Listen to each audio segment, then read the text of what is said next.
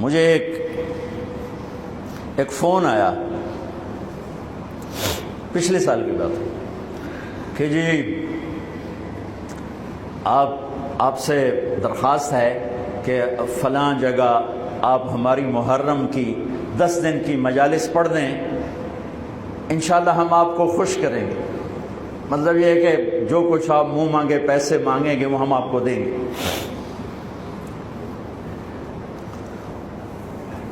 میں نے کہا میں نے نیت کی ہوئی ہے اللہ اس کے رسول کے گھر کا مراسی بننے کی۔ جس گھر کا مراسی ہوتا ہے نا دوسرے گھر سے مانگتا نہیں ہے۔ ہمارے جو مراسی آتے ہیں نا تو میں کبھی انکار کر دوں نا تو ہمارے قریب 3-4 قومیں حراج، سنپال اور ہم پرانی قومیں، تو وہ کہ اچھا ہون موڑا سی حراجاں دے بوئے تے جا منگیے موڑے کیڈے شرم والی گل ہے توڑے واسطے کیڈے شرم والی گل ہے بھی اسی حراجاں تو جا منگیے، اسی سنپالاں تو جا منگیے، اسی توڑے پیو دادے دے میراسی آئیں، اسی توڑے کولو لینا ہے۔ تو وہ ایسی بات ہوتی ہے کہ انکار کی گنجائش نہیں چھوڑتے۔ کہا سے تیرے دادے پردادے تو لیندے ہم نے توڑے دیرے تو لینے آئے، اسی کیوں جاویے دوے دارتے تھے دوے بوئے تھے۔ میں نے کہا میرے بھائی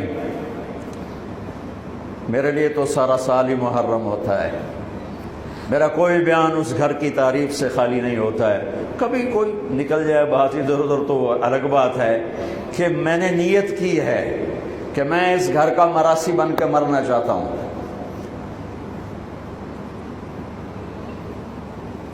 میرے مراسی دوے بوئے تے نہیں جانے تے میری غیرت جڑی ہے نہ بھی ہوئے تو میں نہ کھو کے انہوں دے دینا، تو میں کیوں کسی اور سے مانگوں؟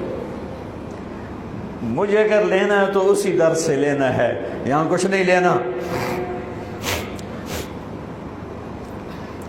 بنو امیہ کا بادشاہ ہشام بن عبد الملک طواف کر رہا تھا حج میں، حجر اسود پہ آیا، جگہ نہیں ملی، دھکے کھا کے واپس ہو۔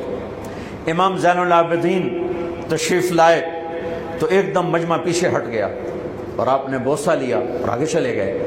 اس کے ساتھ شام کے عرب سردار نہیں پہچانتے تھے، وہ حیران ہو گئے کہ بادشاہ کے لیے راستہ نہیں دیا اور اس کے لیے راستہ دیا، یہ کون ہے؟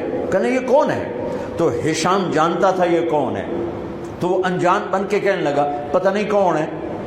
تو 7 فرزدق شاعر کھڑا تھا، کہنے لگا میں دسا کون ہے؟ انہوں نے کہا 10 فرزدق بہت بڑا شاعر تھا، تو اس نے 35 اشعار کا فی البدی قصیدہ پڑھا جس کی ابتدا ہے هذا الذي تعرف البطحاء وطعته الحل يعرفه والحرم ما قال قط لا الا في تشهده لولا التشهد لكان لاؤه نعم۔ میں آپ کو 2 شعر نمونے کے طور پہ سنا دیے ہیں۔